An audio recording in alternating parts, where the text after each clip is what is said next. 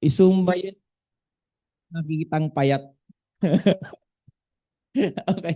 Joke lang mo. Okay. Ngayon, kukomplituhin po natin, pati overnight po, magkakaroon din po. Dating ginagawa po kasi namin to, and this is very, very effective. Kaya lang, i-cater na po namin to as a company. Ng advantage dito, kayo po, salang na lang po kayo ng salang ng mga distributor po ninyo. Nandun po kayo o wala, meron po mag-aasikaso sa kanila. Kaya you will have a leverage sa part po namin. Okay po ba yon? Ready na po ba kayo? Yeah! Ang cute nitong batang daw. Okay. Ngayon, what is strategic connection? Now, you need to use the MAN principle. Ito ang pinakamadali. Tandaan nyo lang po MAN. Ano yung MAN? Letter M. Ibig sabihin po, means. Pag sinabi pong means, dapat ito yung mga tao. Kasi pag nagpo-profiling po tayo ng prospect, maganda po na nagkakaroon ka ng mga categorization kung sino yung pinaka ipaprioritize mo. Kaya nga minsan kung nagpa-practice po kayo, okay lang na unahin nyo yung mga walang-walang means. Kasi pagpa-practicean nyo po sila. Huwag po kayong masaktan pag meron kayong mga prospect na hindi sumasali kasi okay lang din, normal yan. Pero kung gusto niyo na mas strategic ang pagpo-prospecting po ninyo, kailangan ma-identify nyo, number one, yung M, may means. Meron siyang connections, meron siyang pera, marami siyang available na oras. Yan po ang may means. Ang authority naman, ito yung nag-decide. Kasi sayang po na may kausap ka, example, asawa, babae. Ang nagdidesisyon pala lalaki. Ang targetin mo, paano mo makausap, diretso na yung lalaki. Kasi pag kinausap mo yung babae, kahit mag-oo yan, anong mangyayari? Pupunta ka pa rin ulit dun sa lalaki kasi siya pa rin, madadoble trabaho mo. At minsan, ako naalala ko po, nagdidepende ang tingin sa'yo ng tao kung sino ang nag-invite sa'yo. Naranasan ko po, may downline ako dati, technician siya ng mga computer. In-invite niya ako, pumunta kami doon sa house party ng isang prospect niya since yung prospect niya, ang tingin sa kanya, technician lang ng computer, mababa ang tingin. Since ako yung dala-dala niya, anong tingin mo tingin sa akin? Mababa din. Lalo pa that time, literal na mababa din kasi hindi pa naman kumikita ng malaki. Nakamotor lang ako noon, pumunta kami. Ito ginawa sa akin, pinag-present ako. Ito yung TV. Pinagtayo ako dito, dito daw ako mag-present. Habang naka-on yung TV.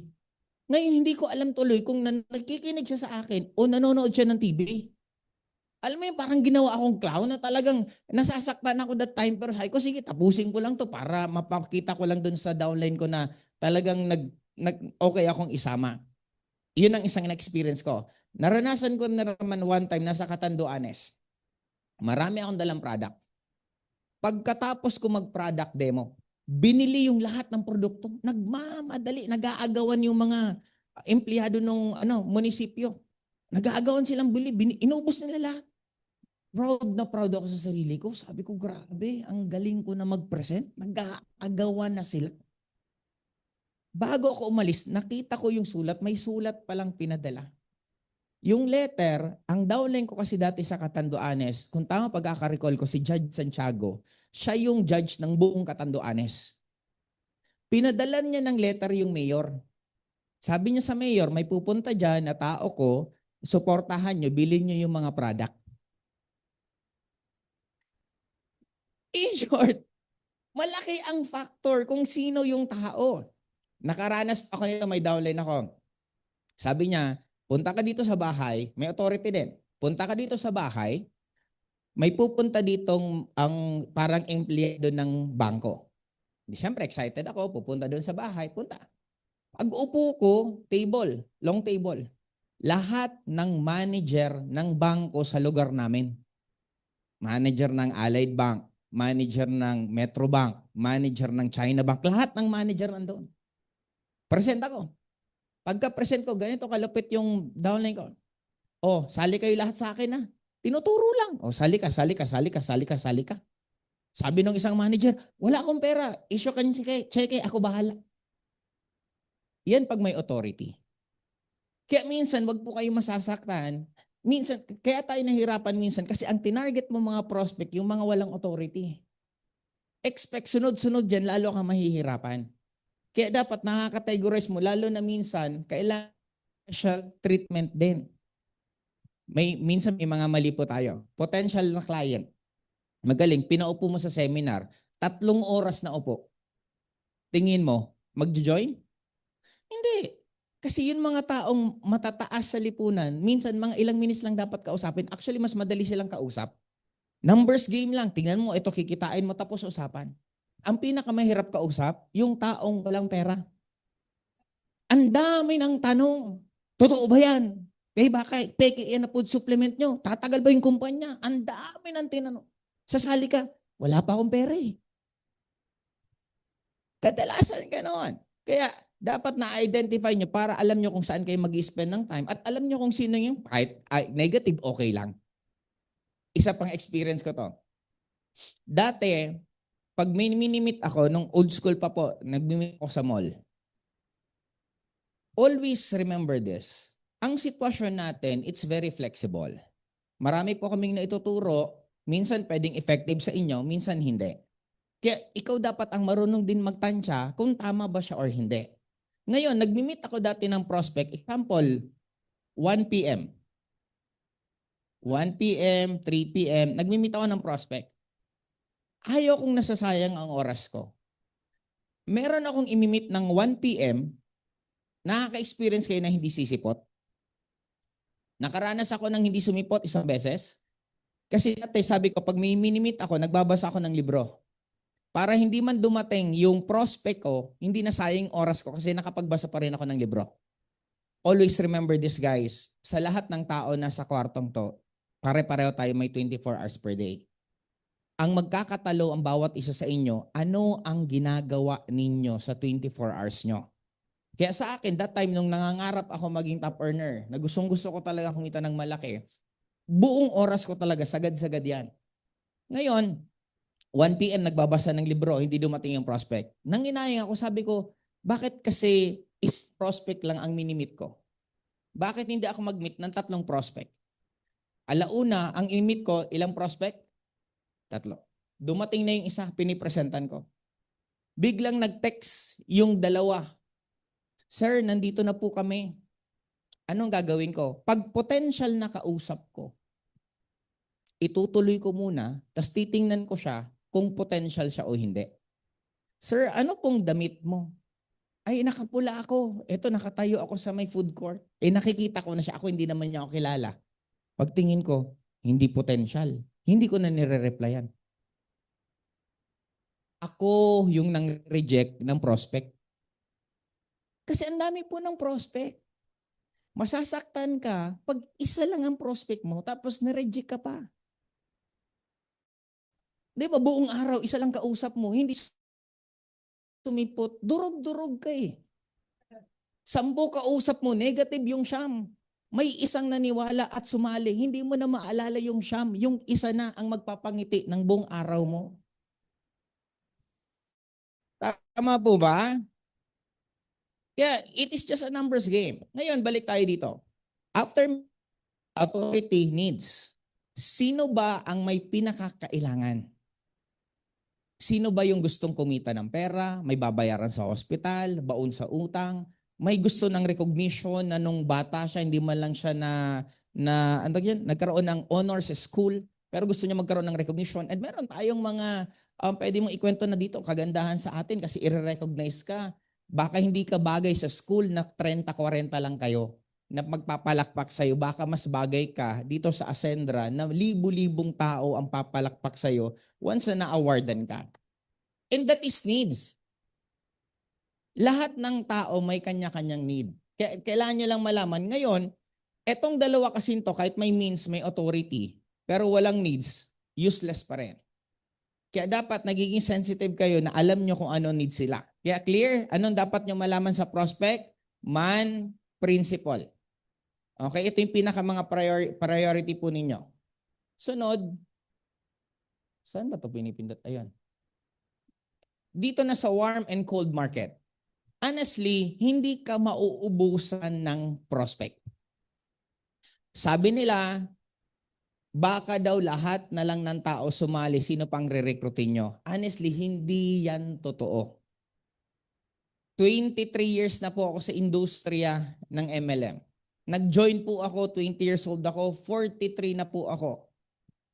Anong pangalan ng bro? Reden. Ilang taon ka na Reden? 19. Ibig sabihin, si Reden, hindi pa pinapanganak. Nagni-networking na po ako. Tama? May susunod na Reden. Sino? Ayan o. Yan na bata yan, pwedeng hindi man niya ma-recall lahat-lahat, pero mag-iibang impact na, oh, okay pala yung networking kasi dinadala ako dyan dati ng magulang ko eh. Even ako, hindi, nung na-trace ko, ina-expose na pala ako ng mama ko sa networking.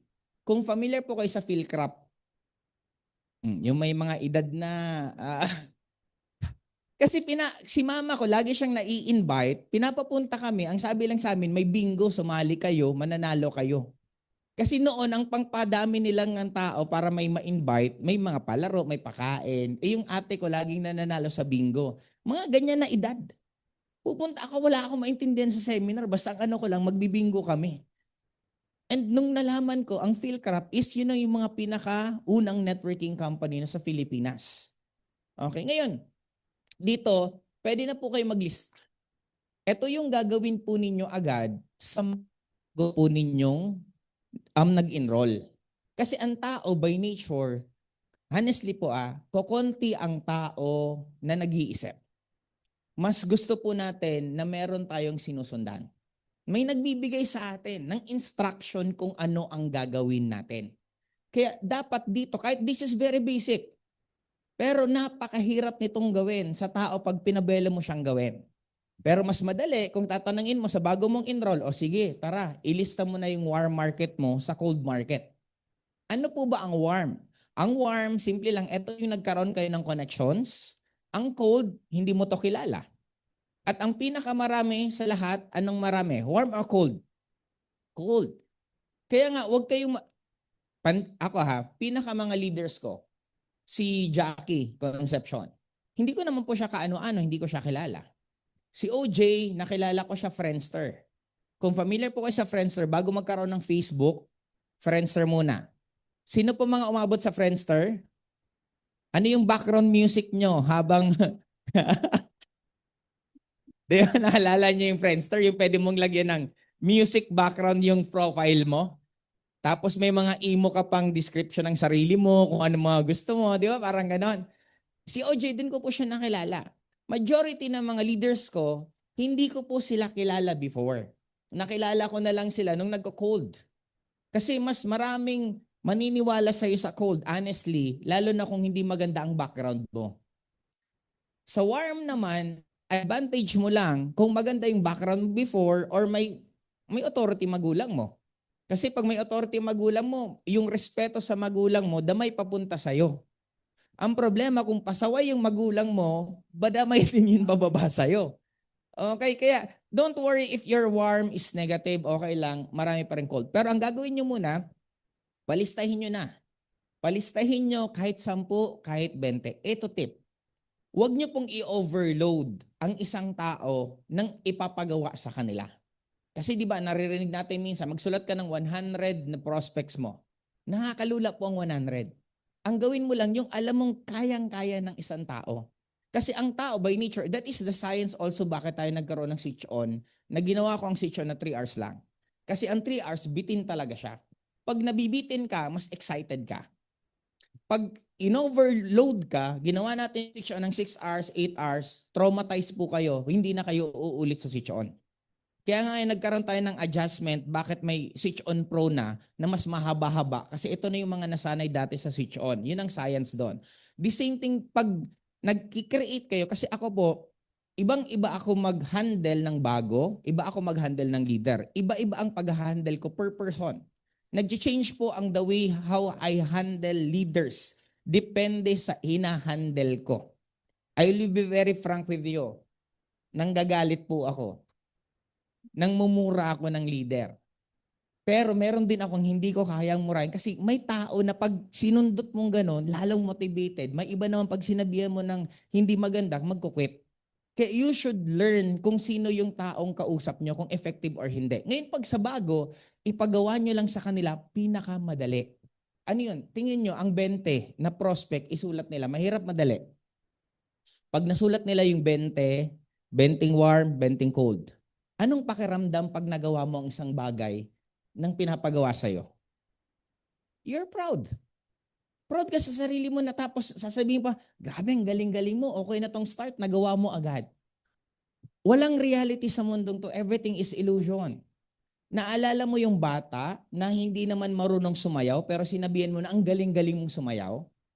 Anong gagawin ng bata? Sayaw siya ng sayaw kahit pangit, wala sa tempo. Sabihin mong magaling siya na magaling, anong maniniwala siya? Magaling siya at lagi siyang habang sayaw siya ng sayaw, darating ang time magiging magaling talaga siya. And the same with your prospect, the same with your downlines, the same with your GP.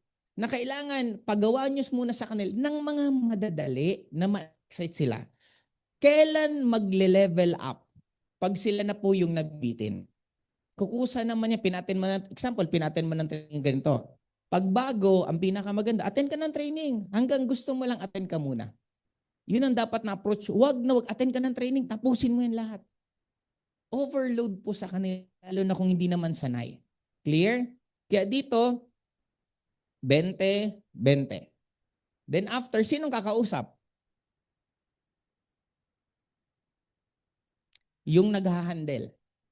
Kayo muna, wag nyo, sabihin mo lang, i-refer mo lang sa akin, turuan lang kita paano mag-invite. Huwag nyo pong turuan ng sobrang daming skills. Sa dami nyong ituturo, walang magagawa po yan. Mas maganda, sige, turuan lang kita paano ka mag-invite. Itong prospect mo, turuan kita paano mo ito mahahatid sa akin at ako kakausap. Madali po ba magturo kung paano lang mag-invite? Okay. Now, ito, pagpo-profile na po ng mga target ni pong prospect. Ngayon, understanding your prospect, what keeps them awake at night?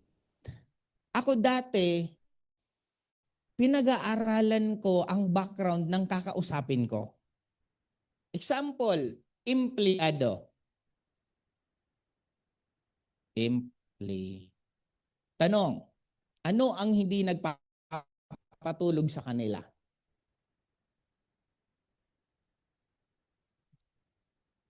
Bills, utang, bills na po. Meron pa ba? Sino pa mga nag-work dito? Para may nagtatrabaho po ba? Stress. Okay, sabihin na lang natin, ito lang muna. Ngayon, i-identify nyo ano ang trigger point niya. Ano ba ang trigger point nito? Since ito yung nagpapagising sa kanya sa gabi, anong trigger point?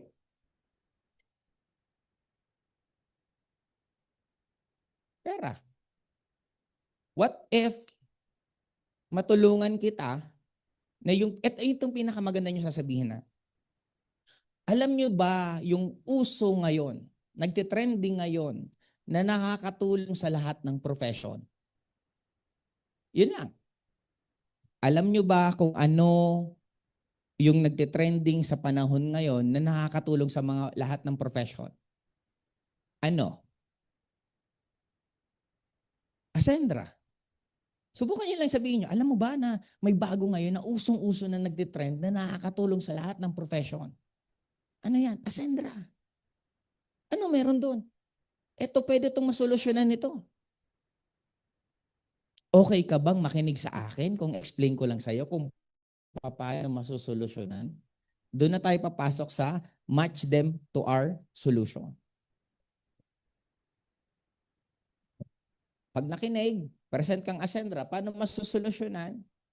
Saan ka nakakita po ng opportunity na pwede mo siyang gawin kung kailan ka available? Kaya nga, dati ako, it's either gumagawa po ako ng system na sasagutin nito yung lahat ng common problem na nai-encounter ko. Dati nagkaroon kami ng office sa Bicol for the simple reason walang office. Kasi ang laging tanong, may office ba dyan? Eh di ang ginawa ko, nag-gather ako ng group, nag-ipon kami, paano kami magkaroon ng office hanggang nagkaroon kami ng office. Ano mga common magiging tanong sa inyo? Eh wala akong time, kaya ko ba yan? Mahina ako, hindi ako magaling, kaya ko ba yan? Anong sagot? Okay lang kasi meron tayong clarity and activation na pwede kayong umattend. Eh, paano? Anong oras ba yan? 7, 8, 10 ako available eh.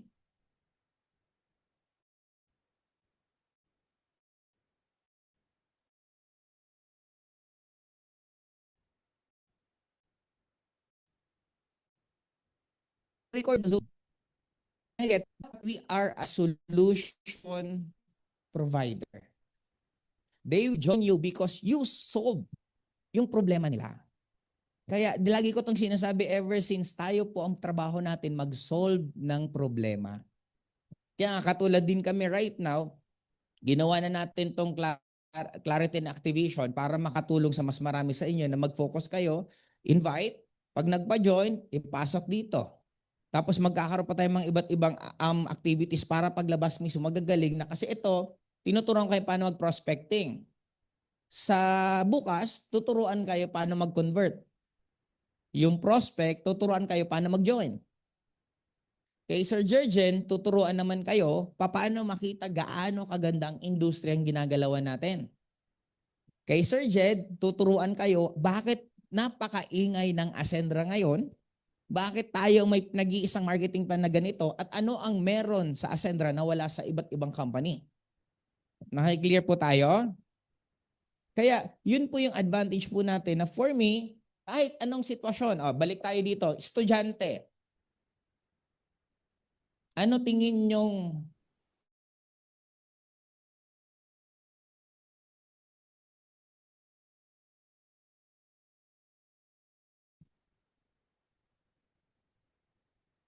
lahat po ng tao sa ngayon, gusto po natin maging artista na.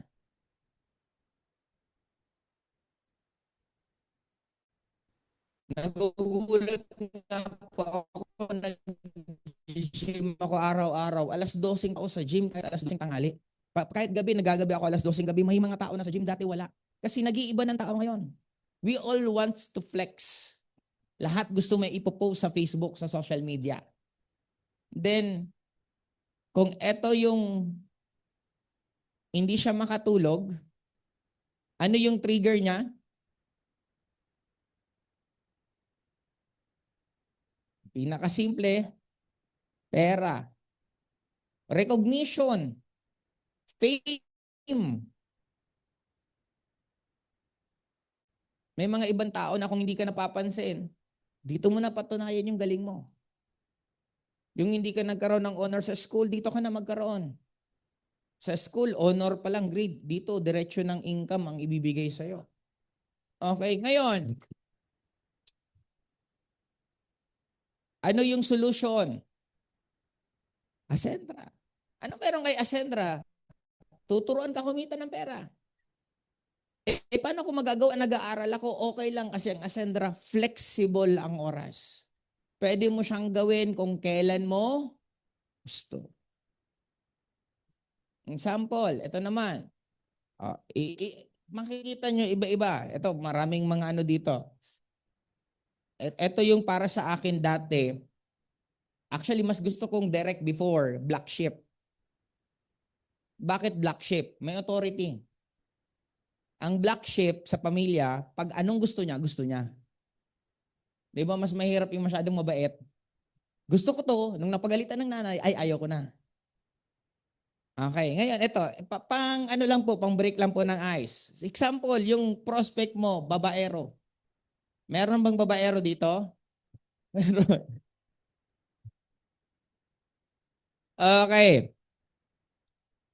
Ito tip po, sa mga babaero, pag nagsabi po silang graduate na po sila, matakot kayo, nagmamasteral na yan. Okay. Ngayon, Doon tayo. Sa babaero, ano ang hindi nagpapatulog sa kanya? Babae. Ano ba? Pera. Lifestyle din. Dulo, lifestyle. Okay. Anong trigger point niya? Pinakasimple. Gustong kumita ng pera. Anong solution? Isipin mo, parang ganito. Oh, babaero ka, di ba nakakapag-date ka sa babae? Nilalabas mo, di ba gumagastos ka? Oo. O dito sa Ascendra, makipag-date ka. Pag-date mo, recruitin mo. Di kumikita ka pa. Di ba? Na-gets nyo? Kahit anong sitwasyon, pwedeng ito ang maging solusyon. Wala kang self-esteem sa sarili mo, mahina ang tiwala mo. Attend ka ng training, may makakausap ka, maaayos ka. In short, lahat ng pinaka pwede nyo maisip na problema, ang solusyon tayo. Kasi nga, kaya nga, di ba darating ang time, makikilala ang Ascendra not as an MLM company, but as solution company. Na lahat ng problema, ang solusyon, etong dinidiscuss ko from prospect na mag-member. Ang Ascendra may naka-ready din. Problema ng networker, ano ang solusyon? Turbo. Hindi nyo kilala si Turbo? Yun, Turbo AI. Na darating, katulad ito. Nakasave po itong talk ko. Itong talk namin nakasave to, tapos i-upload to kay Turbo AI. Para si Turbo AI, matuto na siya. Ngayon, habang si Turbo AI from infant na lumaki ng lumaki, darating po ang time, makakausap nyo siya na parang kami na mismo ng 24/7. Iyon naman po ang solusyon po namin sa inyo. Nagtatapos na ba doon? Hindi. Darating ang time, gagamit ka ng VR, virtual reality. Ito pong lugar na to, kaya po itong i-copy paste. Meron lang pong machine na gagamitin, ilalagay dyan sa gitna, labas mo na lahat, isi-save nyo tong lahat ng lugar na to. Pati yung nasa labas lahat. Pag nag-VR ka, pwede ka nang para kang pumapasok literal sa office. Naka-VR ka, naglalakad ka, nakita mo yung mga tao, pwede kang pumunta sa kanya-kanyang office namin na nandun kami nakaupo. Pagdating namin doon, nandun kami nakaupo, pwede mo na kaming kausapin. Na kung paano nyo kami literal kausapin, ganun din pa paano sumagot at katono pa ng boses namin. Pero nasa bahay ka. Nakikita nyo po? Yeah, we are just starting. Nasa tip pa lang po tayo ng lahat ng mangyayari po sa atin. Kaya yun po ang unti-unting ginagawa na natin ngayon kasi para itong mga to, marareplicate na natin pagdating ng oras, mag-VR ka. Kahit umattend ka ng ganito, bahay ka na lang ninyo, mag-VR ka. Pag upo mo dyan, nakaupo ka, pili ka lang ng upuan, upo ka. Nagigets? Okay. Ngayon, anong solusyon ng lahat ng problema? Paano kung may sakit? Yung products natin makakatulong para lalong maging healthy ka, maging maganda, so on and so forth. Clear? Next Saturday, hindi bukas, next.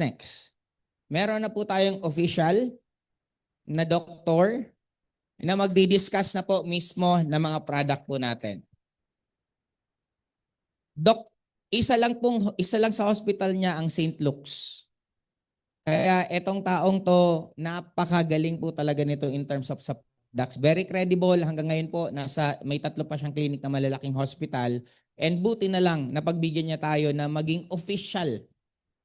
Ibig sabihin, nagkapermahan na po. Hindi na po siya pwedeng tumakas. Tuloy-tuloy na po siya na magte-train po sa atin. Kaya pagdating po, every Saturday po yon, bago po mag-talk si Sir Miko, siya po muna mag-train. 4 p.m. po next week na Sabado.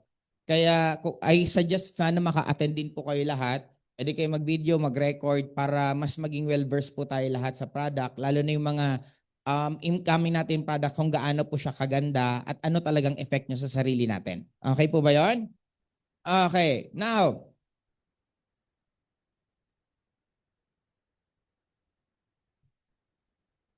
yun.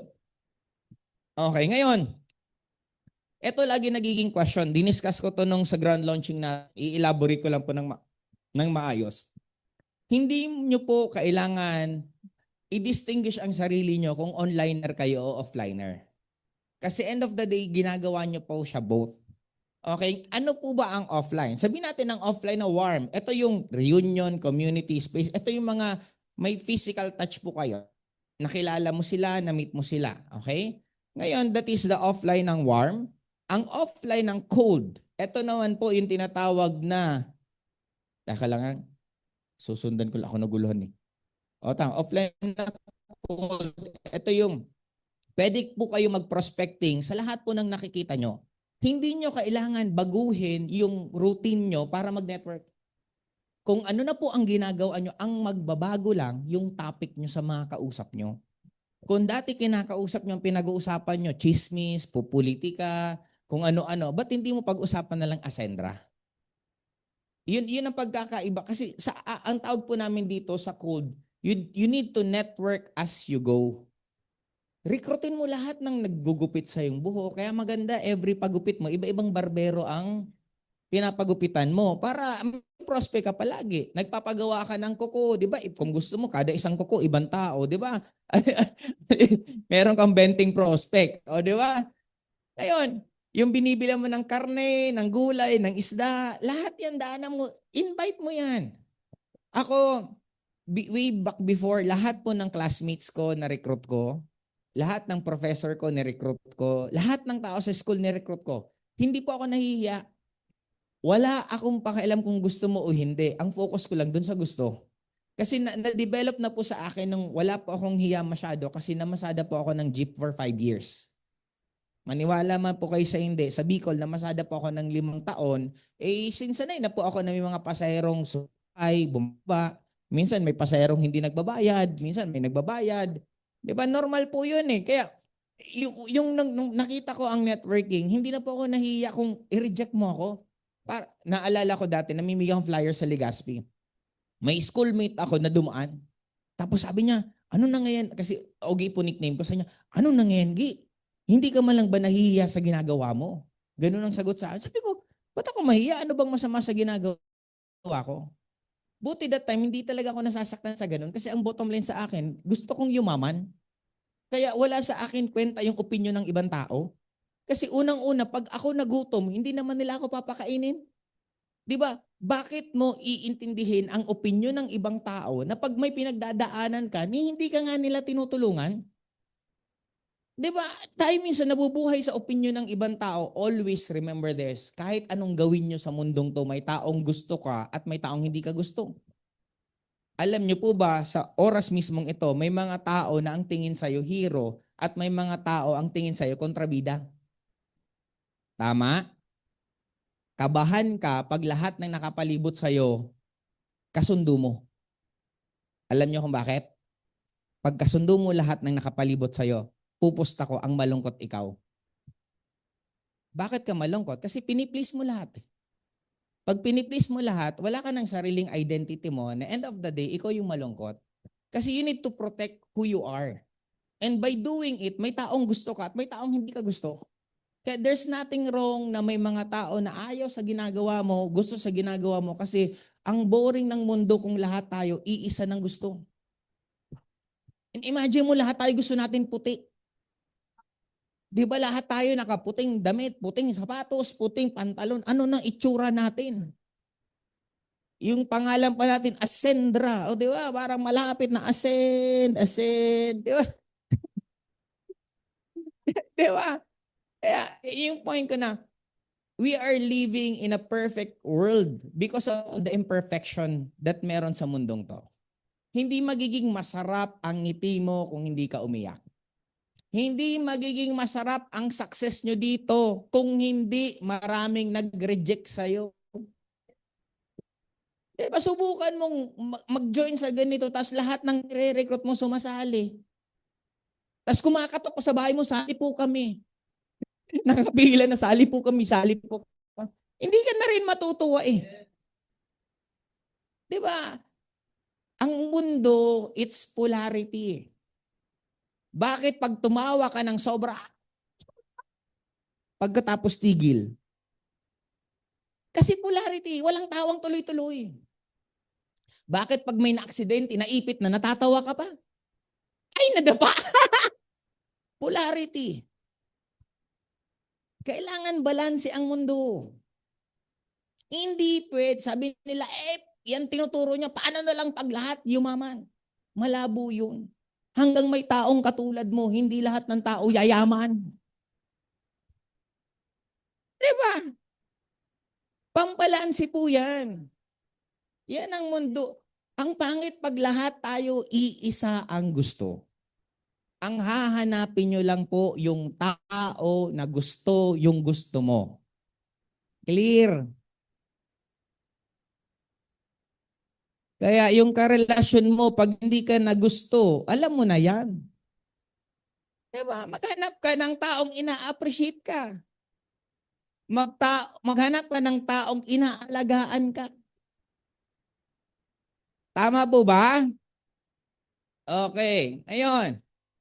Dito sa online warm and online, ito naman po yung mga friends nyo po sa social media na nagkaroon kayo ng usapan pero hindi po kayo nakikita ng personal. Ito po yung mas malawak ng mundo, ang online. Itong cold naman po, pwede po kayo dito mag-boosting. Sa mga hindi po marunong, pwede po kayo magpaturo sa mga SP po ninyo. Ito, unlimited na po talaga ito. Ito yung, actually, this is, sa lahat to, pag nagmamarket kayo, honestly, ito yung pinakamura.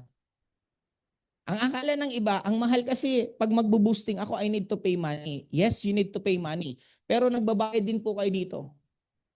Ang binabayad nyo dito, time, effort, at pa. Naranasan ko po dati tuwing may kausap, magpapa-Starbucks ka. Isang kape sa Starbucks noon, mga 100 plus. Tatlo sila.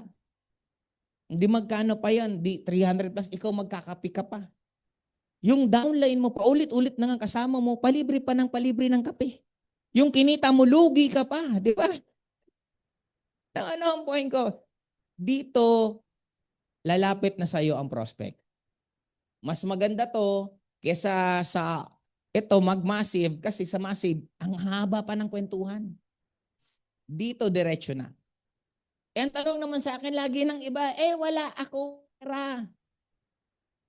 Babalik lang tayo, yan yung trigger mo eh. Di maghanap ka, paano ka Gusto nyo po ng kwento?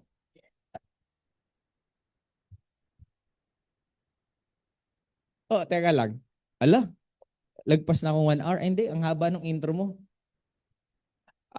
Ilang slide pa? Okay, ngayon, may kwento ako sa inyo. Walang negative sa mundo. Hindi nyo lang po nakikita yung whole story. Kung ano man po pinagdadaanan niya ngayon, you need to be happy, lalo na nandun kayo sa tinatawag na hindi trigger, sign. Ano ang sign nakikita na po kayo ng sobrang laki? Number 1 sign, magkakaroon ng chaos ang buhay mo. Magiging magulo. May mga mawawala sa buhay mo. May dati kang hindi problema na akala mo wala, biglang nagsulputan ngayon. Good sign po yan. Kasi ibig sabihin, nire-reprogram ka na. Pangalawa, nabad trip ka na sa sarili mo. Bakit ako ganito? Ayoko na ng ganito. Nag-iiba ka na ng trip. Yung dati mong gustong kainin, ayaw mo na bigla. Yung mga kaibigan na dati mong close na close, parang ayaw mo nang sumama at makipagkwentuhan sa kanila. That is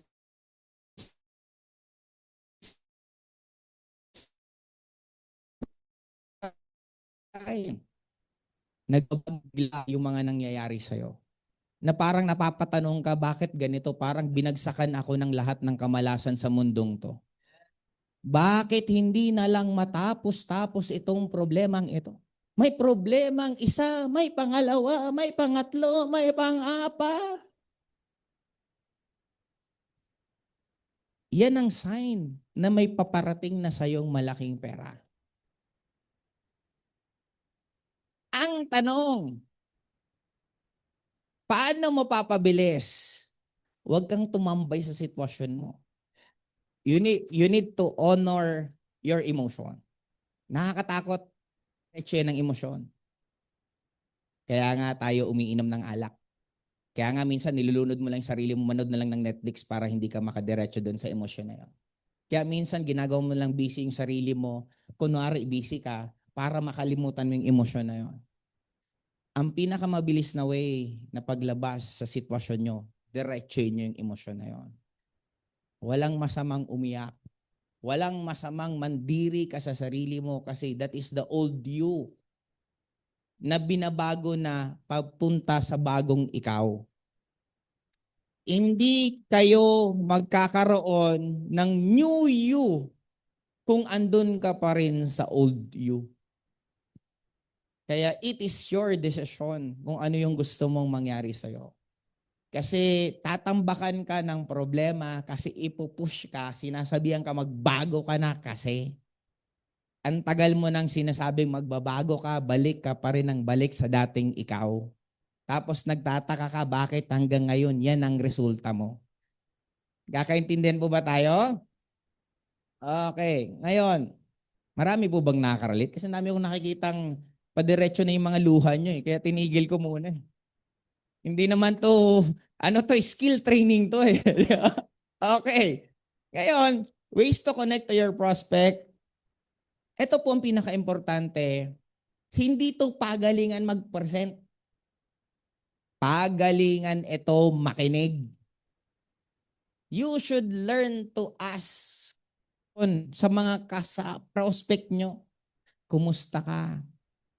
Okay ka pa ba? Ano ba nangyayari sa'yo? Diba? Imbis tanungin mo, anong ginawa mo? Ito kinikita ko, ito milyon-milyon, ito kotse ko. Hindi yan sasali dyan. Everybody wants to be heard. Then if you want na maging mataas na mataas ang accuracy nyo, maklose din ang prospect nyo, pakinggan nyo kasi kukonti ang taong makinig. Lahat tayo busy magkwento ng buhay natin sa ibang tao. Then after asking, i-share mo kung anong value at i-share mo kung paano masusolusyonan yung problema niya. Alam mo kasi sa bahay, masyadong minamaliit ako ni Mrs. kasi mas malaki kinikita niya sa akin eh. Then ang pinaka pwede mo maging solusyon, tulungan mo siya paano siya kumita ng malaki. Dito mo na ipapasok yung sinabi ko kanina na alam mo ba na merong isang opportunity na makakatulong dyan sa sitwasyon mo. Na kung interested ka, pwedeng ma-explain ko sa'yo ng maikli. Then dun mo na ipipresent yung Ascendra. Useless kasi magpipresent ka na yung tao hindi willing makinig. At bakit nga naman makikinig ang isang tao kung hindi naman niya alam kung para saan yung papakinggan niya?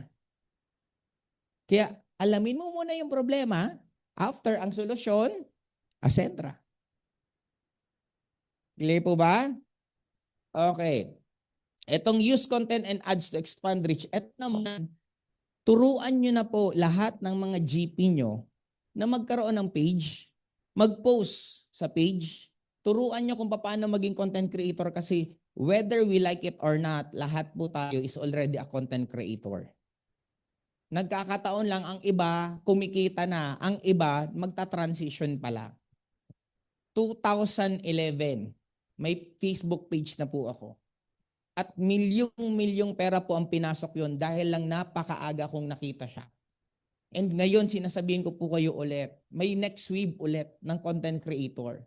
Dati, ang power ng content creator sa kada malalaking major na mga content creator. Ngayon po, lahat na tayo may kanya-kanyang content creator. Kaya sa akin, continuous po, matuto kayo mag-post. May chat GPT naman, pwede kayong i-guide. Or, andyan po si Jed, umattend po kayo ng second look. Or, pwede po kayo makipag-set ng meeting. Nagkataon lang po ngayon si Jed, medyo punong-puno na po ata ang schedule niya. Ngayon, tuturuan ko naman kayo ulit ng technique. Di ba? Ano ang problema? Schedule kay Jed. Tama. Punong-puno na schedule niya. Anong solusyon?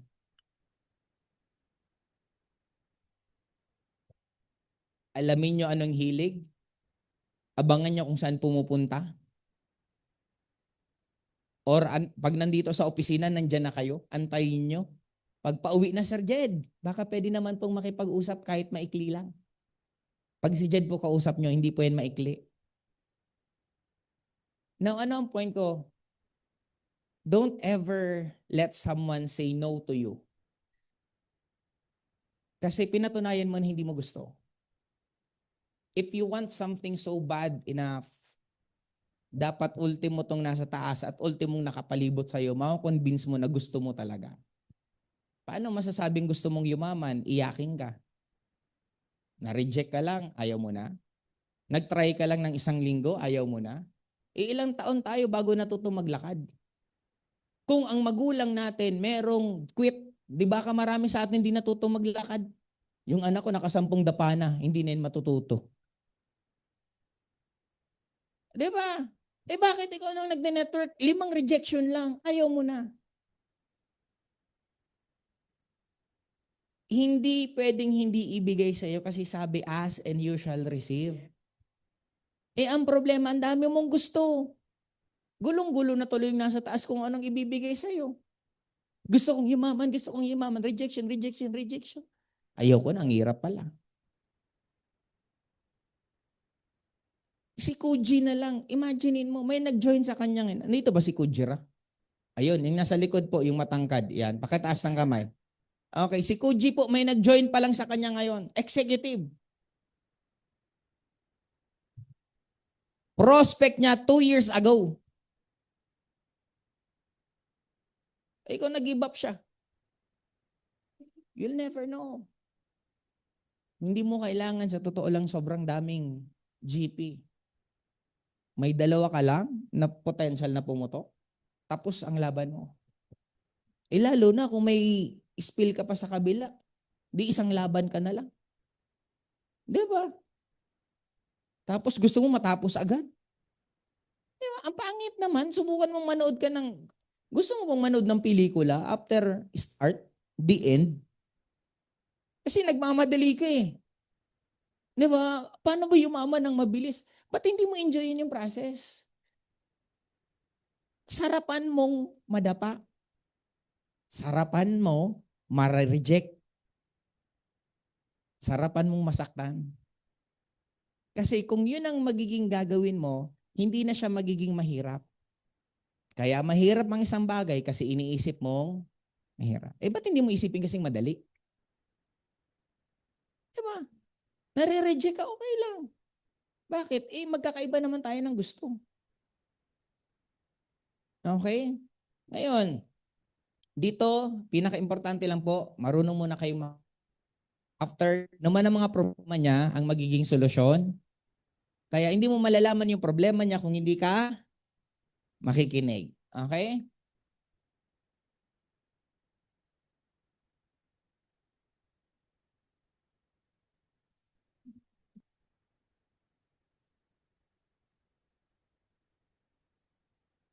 Yun.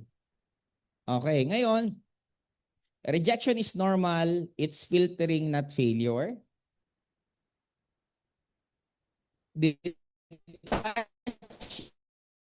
Emotion from outcome. Huwag kang mas kung ayaw, hanap ka lang uli ng iba. Focus on process, not immediate responses lang po na maribay eh. Guys, ito dapat ang tandaan nyo. Maraming misconception sa system.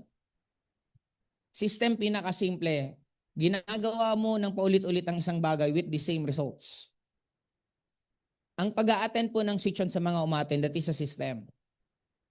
Ang may kausap ka, 2, 3, 5 araw-araw, that is a system. Ang system, hindi mo na kailangan mag-isip na ginagawa mo siya ng paulit-ulit. Na pag ginawa mo siya ng paulit-ulit, doon mo mararanasan yung results na gusto mo. And hindi po enough na may isa ka lang nakausap, magkakaresulta ka na. Hindi po. Ang ganitong klaseng negosyo, numbers game. Hanggang nasasaktan ka pa sa rejection, ibig sabihin kulang pa kausap mo. Kasi darating po ang time, sa daming kausap mo, magkakakalyo na damdamin mo. Hindi ka na, present, gusto mo ayaw, okay. Present, gusto mo ayaw, okay. Yun po yung may kalyo na. Pagbaguhan, present, gusto mo ayaw, ayaw niya. Hindi to para sa akin. Inabot pang 1 linggo, hindi talaga. Nung nagutom, wala nang pangkain, saka humataw. Hataw na lang ako, wala na pala akong pangkain. Ano ang point ko? Huwag niyo nang maging motivation yung negative. Ang motivation yung level up. Pag ayaw, hanap ng iba. Ang daming tao. Mag-8 billion ang tao sa mundong to. Bakit ka malulungkot sa 1 tao o 2 tao o 5 tao? Sobrang dami ng tao sa mundong to. Doon ka mag-focus. Mag-focus kayo sa system. Anong system? Example, 5 kausap araw-araw. Kahit anong emosyon meron ka. May gana, ilan ang kausapin mo? Walang gana, ilang kausapin mo? Maulan, ilang kausapin mo? Mainit, ilang kausapin mo? Wala sa mood, walang pera, maraming pera. That is system. Ano nangyayari sa atin? Ang sipag depende sa mood. Maraming pera, hindi na mo nakahataw. Tapos magtataka ka bakit naubos yung grupo mo? Kasi nga hindi ka consistent. Napakasimple ng life na ako ginawa ko for almost a year. 6 presentation per day. More than 12 hours akong nagsisipag. Kasama na ang flyering ko mga 3 hours. Iba pa yung leaders meeting ko. Ginawa kong way of life ang pag-network. Maraming nagtatanong sa akin, parang nung isang araw, may ginawan po ako ng video, mga 13 katao, isa-isa. Sabi sa akin nila, Tanya, nila doon, binibiro ako, ang sipag ko naman. Normal ko to eh. Bakit? Ang hirap po nang walang ginagawa. Sino sa inyong nangarap ng buhay nang wala kayong gagawin? Gusto kong yumaman para wala na akong gagawin. Naalala nyo nung karoon ng pandemic? Masarap po ba nang walang ginagawa? Hindi po dinesign ang katawan natin not to move. Kaya nga ang katawan, no, pag matagal mong hindi ginagalaw, may mga sumasakit. Kasi nakadesign tayo, dapat gumagalaw tayo. And for me, I really love ang industry natin. Sinong hindi mamahalin ng industriyang to kung nagpapabago ka ng buhay? Sinong hindi mo mamahalin ng industriyang to? Yung mga wala ng hope, nagkakaroon pa ng hope. Yung mga tingin nila, hindi na sila pwedeng umasenso pero umaasenso pa dito. Pag nakakita kayo ng mga GP nyo na nagbabago ang buhay, nagte-text sa inyo na grabe, nakakabayad na ako ng mga bayarin ko, dating may sakit, gumaling yung sakit nila, yun ang pinakamamahalin nyo sa ganitong kasing industry. Kaya kami po, yun ang dedication po namin sa lahat na magiging part ng Ascendra, sa lahat ng tatrabaho ng Ascendra, na talagang we will be here. Sabi nga, hanggang andyan kayo, andito kami. Hanggang lumalaban kayo, lalabanan po namin, sasabayin po namin kayo hanggang makuha nyo yung mga pangarap nyo.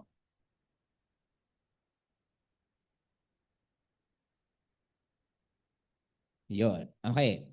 Ito yung in-explain ko po kanina. Dapat meron po kayong ganito. Bahala na muna kayo kung ilan ang gusto nyo, ilan ang conversation nyo per day, tapos consistent follow-up, tapos etong tracking monitor. Importante, hindi po motivation ang pinaka-importante. Ang mas importante, monitoring. Ito yung pinaka, siguro kung meron po akong magiging difference po sa hindi siguro alam sa pag-network, napakahigpit ko po sa monitoring. Kasi doon ko malalaman kung ano yung next mo. Kaya dito po, pwedeng simulan mo muna sa sarili mo. Maglagay ka po ng ilan ang dapat kausapin mo. Kung sa sarili mo, pagdating na marami ka ng GP, dapat tinutulungan mo rin silang i-monitor. Ang perfect na pagda-download ng bagong skill sa utak natin. Kasi di ba may mga kanya-kanya tayong ugali. Example lang, Yossi. Gusto nyong matigil mag-Yossi. 21 days straight. Huwag kang mag-Yossi. Etong 21, yung nagda-download ka ng bagong skill sa utak mo. Sa loob ng 21 days, grabe ang mangyayari sa'yo pag gusto mag-stop ng Yossi na nag-Yossi ka ng ilang taon. On the 22 days, this will be effortless. Effortless na ang pag hindi mo pag-iinom pag hindi mo pag-yoyosi.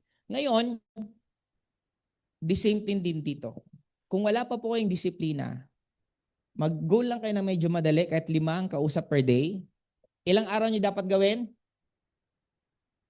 Paano pag may nalaktaw na isang araw? Balik ka ulit sa 0. Nagigets? Kaya kung dating mahina ang loob mo, araw-araw lang, pagagising mo sa umaga, sabihin mo, malakas loob ko, magaling ako. Ulit-ulitin mo lang yan, pang 22 days, ang tingin mo na sa sarili mo, magaling ka na talaga. Kaya po sa ibang mga nag-switch on, alam nyo na nangyayari sa inyo, ba't hindi kayo kumikita? Hahataw 1 linggo. The following week, hindi nahahataw. Hindi siya na-download eh. Ito yung pag-download ng bagong skill sa utak natin. Kaya irregardless sino po kayo, irregardless ano po ugali nyo, pwede po yun matanggal, pwede po yun mapalitan. Kailangan nyo lang ng 21 days straight. Okay po ba? Okay, malapit na tayo matapos. Now, ito. You are now ready to connect. Confidence to start. Progress over perfection. Hindi kailangan maging magaling kayo. Ako first na pagtok ko po ng mic, hindi rin po ako marunong. First na talk ko, blanco po ako. Sabi sa akin ng upline ko, magtotok ka Joseph, ikaw yung mag-closing. Sabi ko, yes po upline. 1 week ako bago sinabihan. That time, parang sabi ko, parang school recitation lang to. Ginawa ko, nagpa-practice ako gabi-gabi. Pa-practice ako ng sasabihin ko. Grabe, excited na ako. Nung araw na yon, nung gabi excited ako, kinabukasan, medyo may kaba na excited. Nung pagpunta ko sa opisina, yung kaba ko dumadami, yung kumukonti.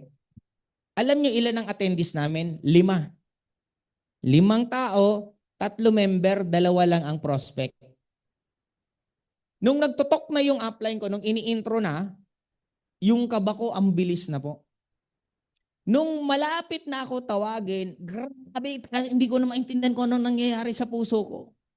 Please welcome, batang-bata estudyante, Mr. Joseph Ning. Paghawak ko po ng mic, 5 attendees ko, paghawak ko ng mic, dumilim yung mundo ko. Wala akong maalalang sasabihin. Ang nalakas ko, power! Yun yung first talk ko. Hindi ako, kaklase ko na nga lang, kinakabahan ako pagkausap ko. Yung pa kayang ibang tao. In short, lahat tayo may ganun. Meron kang gagawin na epic, parang sa vlogging. Your first video will be your worst video.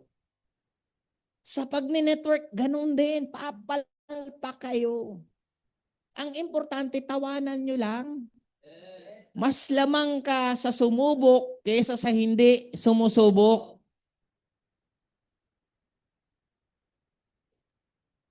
Courage to connect. You carry solution and value. Huwag kang kahan sa prospect mo kasi hindi naman yan marunong. Kahit sabihin mo yung barley namin napakaganda, puti ang kulay. Anong sasabihin niya? Oo. Di ba ang prospect naman, tango lang naman yung tango ko anong sasabihin mo. Alangan naman i-debate ka niyan. Hindi, green kayo eh. Di ba? Kaya huwag kayong mahiya, huwag kayong kabahan. Normal lang po yan. Present mo lang, sabihin mo lang kahit magkaiba-iba yung sasabihin mo. Okay lang yan sa umpisa. Matututo ka pa rin ng pagdating ng oras. Okay? And lastly, commitment to grow. Experience, build. Hindi ka magiging magaling sa isang bagay kung hindi mo siya ginagawa ng paulit-ulit. Tama? Bakit reklamador ka? Matagal mo nang ginagawa kasi yan ng paulit-ulit. Ngayon, bakit kaya yaman? Kasi araw-araw yan ang babanggitin mo. Paulit-ulit. Kaya kung saan kayo gustong gumaling, yun lang gawin nyong paulit-ulit. Clear? Okay, dito na tayo sa last slide. Yon. Ngayon, the market is waiting, your dreams are pending. Ngayon, ito po yung gusto ko bago tayo magtapos. Yung kwento ko na walang mali sa mundong to. We are here just a passerby. Dadaan ka lang sa mundong to na meron kang avatar na tinatawag na katawan natin. And pagdating ng oras, mawawala din po to lahat. Maraming moment na tayo sa life natin na yung iniyakan mo, ngayon pinagtatawanan mo na lang. Meron ba kayo dating crush na heartbroken ka? Ngayon natatawa ka na lang sa kanya, lalo nung nakita mong parang ang tanda na. Okay.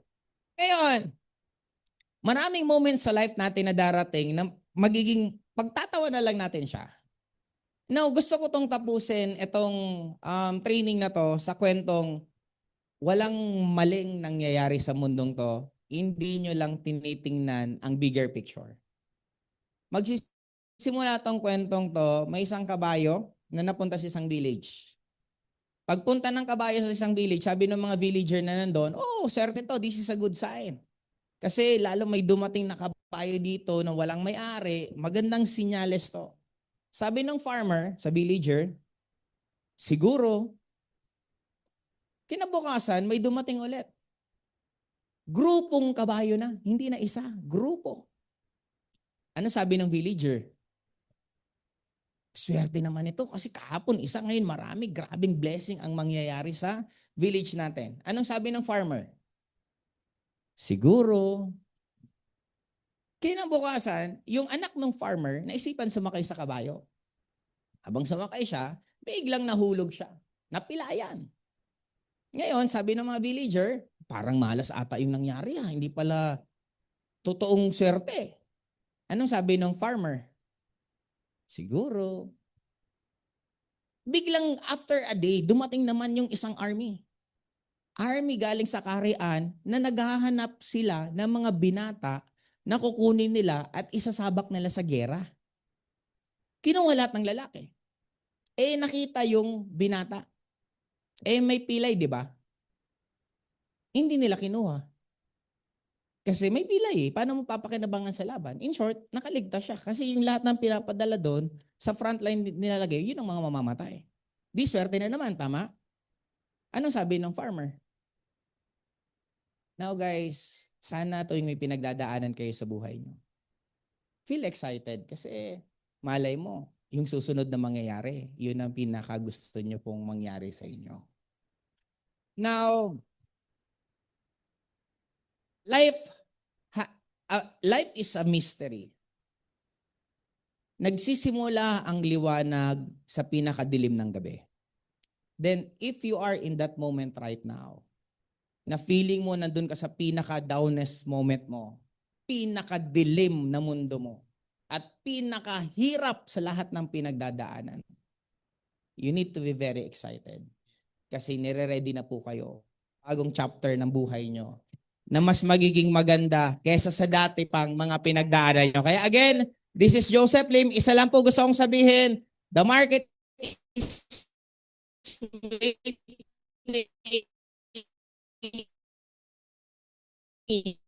your dreams are pending.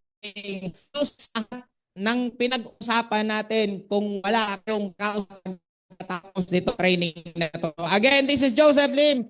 They say what do you live long? I blow some smoke just to get my blood to tense. That's why I tiptoe through life to a